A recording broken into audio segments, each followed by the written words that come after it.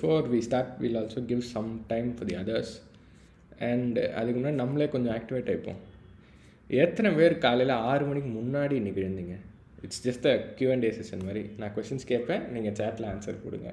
அந்த chat option இருக்குல்ல, எத்தனை பேர் 6 மணிக்கு முன்னாடி இன்றைக்கி எழுந்தீங்கன்னா எஸ் போடுங்க, எழுந்திருக்கலன்னா நோ போடுங்க. நானே வேலை போட்டுறேன் நோ ஆரம்பிக்கிறதுக்கு 6 மணிக்கு முன்னாடி. வா, ஒருத்தவங்க எழுந்திருக்காங்க, 2 பேர், பரவாயில்லையே. 6 மணிக்கு முன்னாடி எழுந்து நீங்கள் என்னப்பா பண்ணீங்க, படிச்சிங்களா? Okay, no, both answers are good, ஒன்றும் பிரச்சனை இல்லை. எத்தனை பேர் காலையில் பிரேக்ஃபாஸ்ட் மாதிரி ஏதாவது சாப்பிட்டீங்க? how many of you have had any kind of breakfast? Coffee does not count. No, okay, நானும் விட்டுறேன் நோ. ஓகே, எத்தனை பேர் லேப்டாப்பில் ஜாயின் பண்ணியிருக்கீங்க? Yes, yes, nice.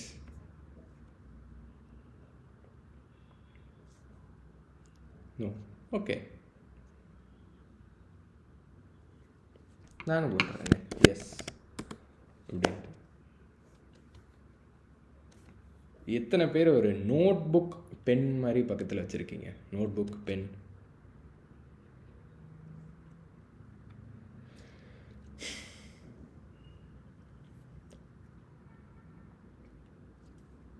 Very good.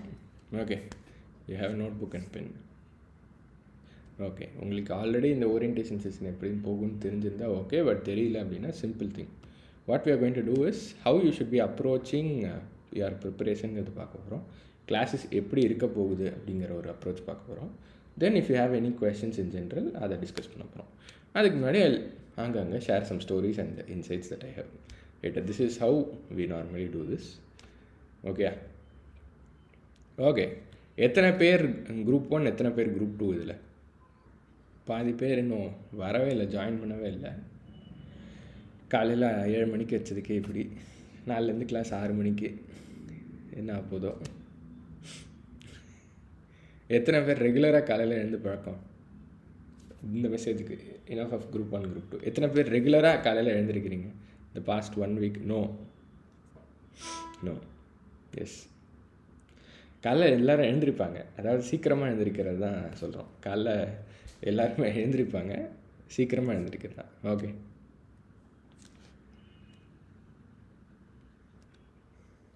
okay, what we'll do is we'll start. Yeah, we've been waiting for almost 15 minutes now, but a few of them have not joined. சேர்ந்துருங்களுக்கு உங்களுக்கு ஒரு ரெஸ்பெக்டாக will be starting. ஒரு சின்ன கதையிலேருந்து ஆரம்பிப்போமா? Before இது I want to check one last time. My video is visible, my audio is very much good. If you want me to raise my வாய்ஸ்னால் ஸ்பெசிஃபிக்காக சொல்லிடுங்க, ஸோ தட் பாதி வழியில் ஸ்டக் ஆக வேண்டாம் அப்படிங்கிறதுக்கு. ஓகேயா? Then will start with the story. Okay, ஒன்றும் இல்லை, ஒரு சின்ன ஊர். ரைட்டா? சின்ன ஊருங்கிறதோட ஏதாவது ஒரு ஊர், உங்கள் ஊரே எடுத்துக்கோமே. Before we start the story ஒருத்தர் எந்தெந்த ஊருன்னு வேணாலும் சொல்லுங்கள், ஸோ தட் மோஸ்ட் எது மேஜர் ஊரோ அந்த ஊரே இந்த கதையில் இருக்கிற கேரக்டர்ஸ் இருக்கலாம்ல. கன்னியாகுமரி, நைஸ், அழகான ஊர். Kanchipuram, Erode, Sholinganallur, nice. Madurai, Kanchipuram, Pollachi, okay. Tough competition for Kanchi, இது கன்னியாகுமரிக்கு. Okay, Kovilpatti, then Tiruppur. Okay, மதுரையும் இருக்காங்க நடுவில். நான் பேசாமல் இந்த மாதிரி காமனாக மேஜர் ஊருன்ட்டு எதுவும் வரல. ஸோ டு அவாய்டு கான்ஃப்ளிக்ட் நான் என் ஊரே எடுத்துக்கிறேன், திருச்சி. ரைட்டா? திருச்சியில் இருக்கிற 2 பேரோட கதை தான் இது. ரைட்டா? These are fictional characters, just to make a point to you, but stay with me. திருச்சியில் 2 கேரக்டர், ஒன்று அர்ஜுன்ட்டு ஒரு கேரக்டர் பேர், இன்னொரு கேரக்டர் பேர் வருண். ரைட்டா? அர்ஜுனுங்கிறவர் 2 பேருமே சிஏ இன்டர்மீடியட் படிக்க உட்காடுறாங்க. ரைட்டா? ஒரு குரூப் எடுத்துக்கிறாங்க. அவங்க எக்ஸாம்ஸ் வந்து மேல இருக்குது. ரைட்டா? எப்போ இருக்குது எக்ஸாம்ஸ்? மே 2025. 2 பேரும் பயங்கர ஆம்பிஷியஸ். சிஏ முடிச்சுட்டு ப்ராக்டிஸ் பண்ணணும். ஒருத்தருக்கு ப்ராக்டிஸ் பண்ணணும், இன்னொருத்தருக்கு வந்து கார்ப்பரேட்டில் போய் ஒரு சிஎஃப்ஓ லெவல் ஆகணும். இது மாதிரியான ஆம்பிஷன்ஸ். 2 பேருமே வந்துட்டு இந்த 12th ஸ்கூல் ஃபஸ்ட் அந்த மாதிரியான இது. They meet in their local academy மாதிரி, ரைட்டா. This is how they have met. Both of them have 3 months, ரைட்டா. ஃபெப்ரவரியில் ஆரம்பிச்சு they have 3 months before May. எவ்வளோ மந்த்ஸ் இருக்குது எக்ஸாமுக்கு? இப்போலேருந்து how many months do we have exactly? Days wise யாராவது கேல்குலேஷன் பண்ணியிருக்கீங்களா? Gap between Feb 8 to May 3 இல்லை அப்படின்னா பண்ணிவிட்டு சேட்டில் சொல்லுங்கள்.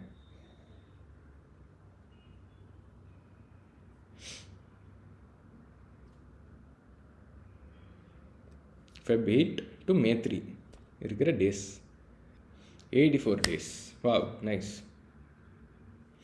யாராவது அது கன்ஃபார்ம் பண்ணுறதுக்கு? 84 நைஸ். 84 days, wonderful. ரைட்டா, we have around 84 days, ரைட்டா. 80 days வச்சுக்கலாம், 84 கூட வேண்டாம். 80 daysக்கு இருக்குது. 2 பேருக்கும் தெரியும் they have 80 days அப்படின்ட்டு. 80 days 3 full papers, ரைட்டா. 3 பேப்பர்ஸ்க்கு 80 days கிட்டத்தட்ட. இதில் ஒரு தடவை அவங்க படிக்கணும், அதுக்கப்புறம் அதை ரிவைஸ் வேறு பண்ணணும், திருப்பி ஒரு வாட்டி போட்டு பார்க்கணும், டெஸ்ட் எழுதணும். இது மாதிரி நிறைய ப்ராசஸ் இருக்குது நடுவில்ங்கிறது அவங்களுக்கும் தெரியும், கரெக்டாக. இது மாதிரி பண்ணால் தான் பாஸ் ஆக முடியுங்கிறதும் 2 பேருக்கும் புரிஞ்சது. ஆனால் அர்ஜுனோட ஸ்டடிங் ஸ்டைலுக்கும் வருணோட ஸ்டடிங் ஸ்டைலுக்கும் எக்ஸ்ட்ரீம் டிஃப்ரென்ஸ் இருக்கும், ரைட்டா. 2 பேரும் 12th வரைக்கும் படித்த மாதிரியே தான் படிக்கிறாங்க. ஆனால் அவங்க 12th வரைக்கும் படித்த ஒரு அப்ரோச் தான் வந்துட்டு இப்போயும் ட்ரை பண்ணுறாங்க. அர்ஜுன் மொதல் எடுத்துப்போம். அர்ஜுன் வந்துட்டு 12th நல்ல மார்க்கு, ஃபவுண்டேஷன்லேயும் நல்ல மார்க்கு தான், டாப் ஸ்டூடெண்ட் மாதிரி தான். ஆனால் அவர் எப்படி படிப்பார் அப்படின்னா, இந்த டெஸ்ட் ஒன்று வைக்கிறோம் அப்படின்னா ஒரு ஃபயரில் இனிஷியல் ஒரு மோட்டிவேஷனில் எடுத்து ஃபுல்லாக அடித்து நோற்றி படிப்பார். லைக் ஒரு டெஸ்ட் இருக்குது அப்படின்னா முன்னாடி நாள் உட்காந்து படித்து அன்றைக்கி எக்ஸாமில் நல்ல மார்க் வாங்க. அந்த மாதிரியான கேரக்டர் தான் அர்ஜுன், ரைட்டா. இது மாதிரி பண்ணுறப்போ என்ன ஆகுது, ஃபஸ்ட்டு 1 month இருக்குல்ல, அதுலேயே நிறையா முடிச்சிடுறாரு. ஃபஸ்ட்டு 1 monthல வந்துட்டு அவரால் எவ்வளோ முடிக்க முடியுமோ முடிச்சிடுறாரு, ரைட்டா. இதே வருண் எடுத்துப்போம். வருண் வந்துட்டு சிஸ்டமேட்டிக்காக படிக்கிறாள், ரைட்டா. அர்ஜுன் எப்படி எக்ஸாம் முன்னாடினாலோ வருண் வந்து நடத்துகிறான்லேருந்தே படிக்கிற ஆள், ரைட்டா. 12th standardலேருந்து அதுதான் அவரோட அப்ரோச்சாக இருந்திருக்கு. ஸோ வருண் ஒரு மாதத்தில் வந்துட்டு அவர் சிஸ்டமேட்டிக்காக இங்கே 30% தான் அவரால் முடிக்க முடிஞ்சது. ஏன்னா 84 days இருக்குல்ல, 20 days இங்கே இந்த Feb monthல போகுது. ஸோ அவர் ஒரு 25 to 30% முடிச்சிடறாரு, ரைட்டா. இது முடிக்கிறாரு. ஆனால் அர்ஜுன் பார்த்தோம் அப்படின்னா இப்போயே ஒரு 40% முடிச்சிடறாரு. வே அஹெட் ஆஃப் இது வருணோட வே அஹெடாக இருக்குது. ஆனால் இதெல்லாம் ஃபஸ்ட் மந்த்துக்கு ஓகே. சிஏ பொறுத்த வரைக்கும் இப்போ நம்ம 84 days படிக்கணும். 84 daysம் எவ்வளோ படித்தா நம்மளால் முடிக்க முடியும்? ஒரு சப்ஜெக்ட்டுக்கும் you have to give minimum of 200 hours to 300 hours. So ஒரு குரூப்புக்கு நீங்கள் அட்லீஸ்ட் ஒரு 600 hours கொடுக்கணுமா? 200 to 300ன்னு போட்டோம் அப்படின்னா இன்ட்டு 3 போட்டோம்னா 600 to 900 hours தரணும். ஸோ 84 daysம் ஒரு 8 hours to 10 hours உட்கார்றப்பில் இருக்க போகுது, கரெக்டாக. இது ஒரு ரேஸ் மாதிரி அர்ஜுன் ட்ரீட் பண்ணுறாரு. வருண் வந்து ஒரு மேரத்தான் மாதிரி பிரித்து படிக்க ட்ரை பண்ணுறாரு. இது வரைக்கும் புரியுதா அர்ஜுன் எப்படி படிக்கிறாங்க, வருண் எப்படி படிக்கிறாங்கன்ட்டு? அர்ஜுன் பற்றி நினைக்கிறீங்க, வருண் பற்றி நினைக்கிறீங்க? மிட்வே கொஸ்டினிங் எஸ் மட்டும் போட்டால் கூட ஓகே தான். Just to know that you are here with me, ரைட்டா. இது மாதிரி போகுது. தென் மார்ச் மந்த் வருது. March is actually the crucial month. Everybody things April is the crucial month. March தான் முடிவு பண்ணும் இந்த அட்டெம்ப்ட் உங்களோடதா இல்லை இந்த அட்டெம்ப்ட் கஷ்டப்பட போகிறீங்களா அப்படின்ட்டு. ஏன்னா மார்ச்சில் உங்களுக்கு வந்துட்டு ஆக்சுவல் டிசைடிங் இது. இந்த இதில் முடிச்சிட்டா தான் ஏப்ரலில் நீங்கள் முடிக்கிறதுக்கு கரெக்டாக இருக்கும். ஏப்ரலில் ரிவைஸ் பண்ணுறதுக்காக இருக்கட்டும், இல்லை செகண்ட் டைம் படிக்கிறதுக்காக இருக்கட்டும். மார்ச்க்குள்ளே 100% முடிக்க முடியாது. ஃபெப்ரவரியில் ஆரம்பித்தா ஏப்ரல் தான் உங்களுக்கு, ஏப்ரல் ஒரு ஏர்லி டேஸில் தான் முடிக்க முடியும் நீங்கள் இப்போ ஆரம்பித்தா. ஏன்னா 84 days இருக்குல்ல. ஸோ அதை சிஸ்டமேட்டிக்காக வச்சோம் அப்படின்னா ஏப்ரல் 10, ஏப்ரல் 15 ஆகும். ஸோ மார்ச்சில் நீங்கள் டிலே பண்ணுறீங்க அப்படின்னா it will affective. And April 15ங்கிற டேட் வந்துட்டு ஏப்ரல் 25, ஏப்ரல் 30 தள்ளி போடுற நிலமை வந்துடும், ரைட்டா. This is the scenario. March is the crucial month. Even though Arjun is ahead in February, March மந்தில் அவருக்கு டயர்ட் ஆயிடுது. It is human. வருணுக்கும் அதே தான், ரைட்டா. வருண் 25 to 30% படிச்சிருக்காரு. ஆனால் மார்ச் மந்தில் எக்ஸ்ட்ரீம் டயர்ட் ஆயிடுது. ஏன் அப்படின்னா நம்ம எல்லாருமே மனுஷன் தான் இல்லையா. எவ்வளோ நாள் இப்படி கண்டினியூஸாக பிரேக்கே இல்லாமல் படிக்க முடியும்? அண்ட் படிக்கிறது ஒன்றும் ஈஸி கிடையாது, கரெக்டாக. நம்ம படிக்கிற எல்லா சிலபஸுமே கஷ்டமானது, ரைட்டா. கொஞ்சம் mentally exhausting first thing. And இவ்வளோ லாங் ஹவர்ஸ் உட்காந்து ரொம்ப நாள் இருக்கும். The last time we probably sat this long was for foundation கடைசி 20 நாள் ஆர் இன்டர்மீடியட் இல்லை 12th ஸ்டாண்டர்ட் ரைட்டாக 12th ஸ்டாண்டர்டில் உட்காந்தது அதுதான் கடைசியாக இருந்திருக்கும். கரெக்டாக எத்தனை பேர் 3 மாதம் போர்டு எக்ஸாமுக்கு எத்தனை பேர் படிச்சிங்க, எப்படி படிச்சிங்க, லைக் எவ்வளோ நாள் கண்டினியூஸாக படிச்சிங்க ஒரு 12th ஸ்டாண்டர்ட் போர்டு எக்ஸாமுக்கு? சேட்டில் சொல்லாமல் 2 months படித்தேன் ஆர் 3 months படித்தேன் 1 month படித்தேன் இல்லை முன்னாடி நாள் தான் படித்தேன் நான் படிக்கவே இல்லை அப்படின்னாலும் சொல்லுங்கள். 1 month 2 months 2 months அது என்ன ரிவிஷன் 1 ரிவிஷன் 2 அந்த மாதிரி ப்ரீ போர்டு பேசிக்கலி இல்லை அதெல்லாம் எழுத சொல்லுவாங்க ஸ்கூல்லலாம். 3 months 2 months 2 months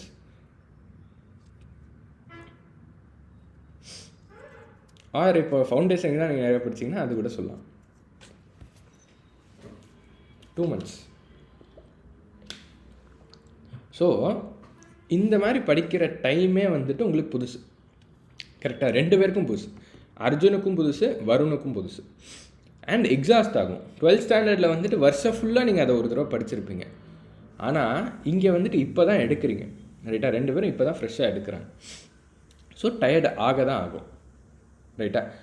இந்த நிலமையில் அர்ஜுன் என்ன பண்ணுறாரு அப்படின்னா ஒரு 2 weeks படிக்கவே இல்லை லிட்ரலி. ஏன்னா அவர் மோட்டிவேஷன் தானே ரிலை பண்ணுறாரு. 2 to 3 weeks படிக்கவே இல்லை ரைட்டா. அவர் அந்த மோட்டிவேஷனும் இல்லாமல் டயர்டாகி 2 வாரம் அப்படியே நிப்பாட்டிடுறாரு.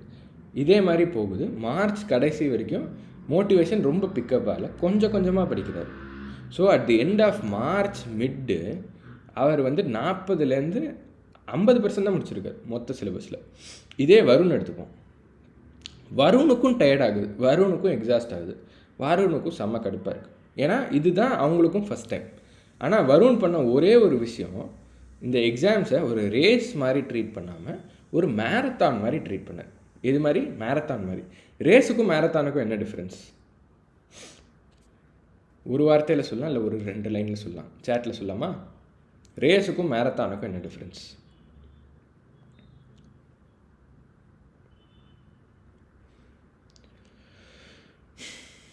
டிஸ்டன்ஸ். கரெக்ட், டிஸ்டன்ஸ் ஒரு பெரிய டிஃப்ரென்ஸ். ஏன் ரேஸ்னால் எவ்வளோ நேரம் இருக்கும், எவ்வளோ டிஸ்டன்ஸ், என்ன டிஸ்டன்ஸ் இருக்கும்? 100 meters இருக்கும். மேரத்தான்னா 5 kilometers 10 kilometers 100 230 300 meters. Continuity, duration. Correct.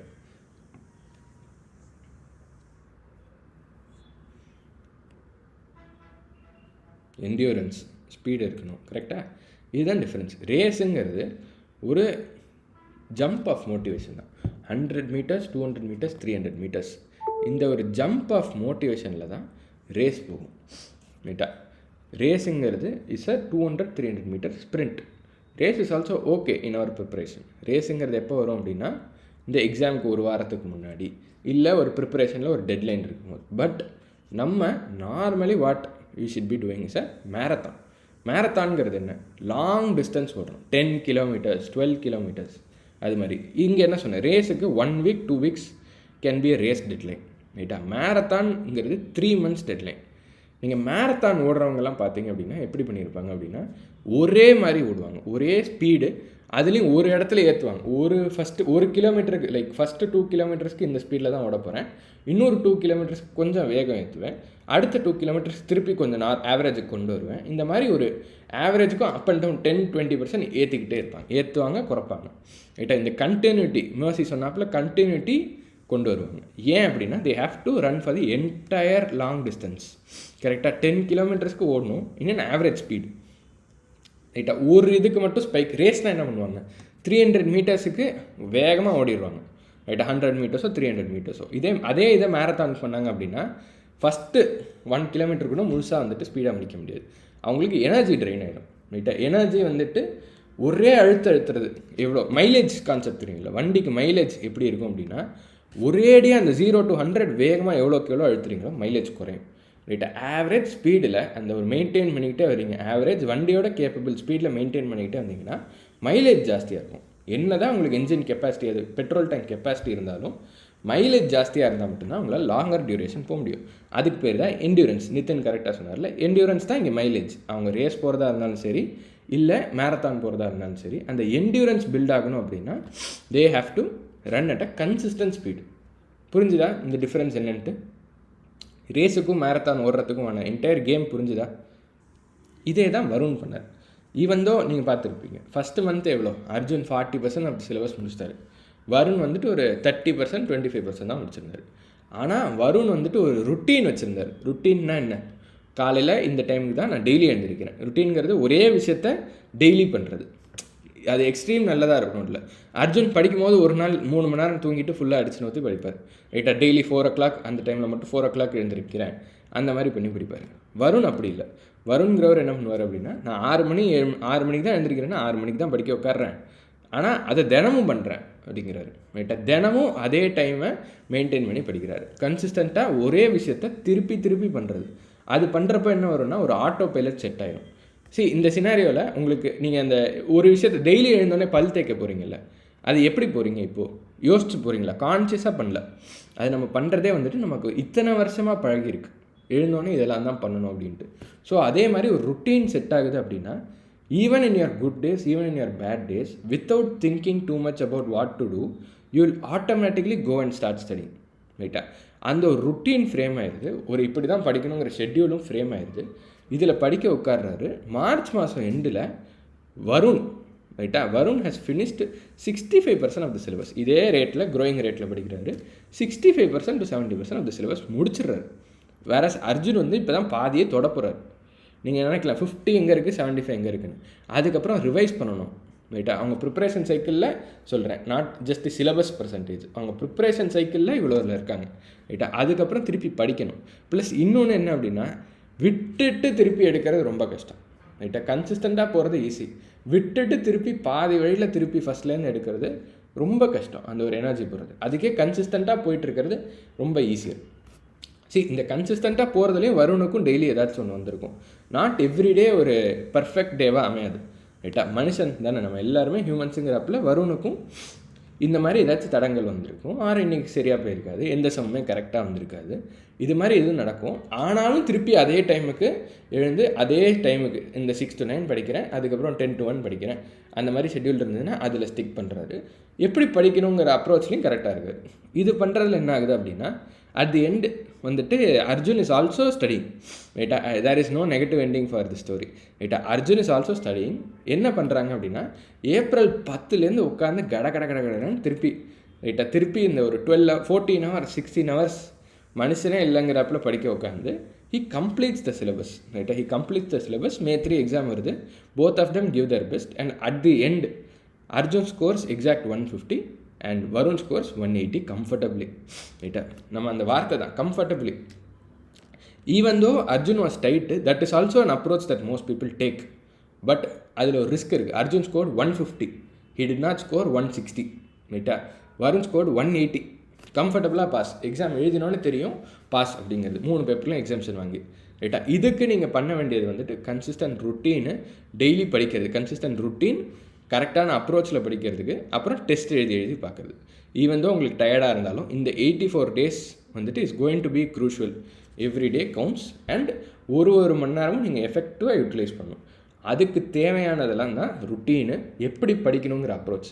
Even though நீங்கள் தினம் எழுந்தாலும் கரெக்டான அப்ரோச்சில் நீங்கள் படிக்கல அப்படின்னா உங்களுக்கு அது எஃபெக்டிவாக இருக்குது.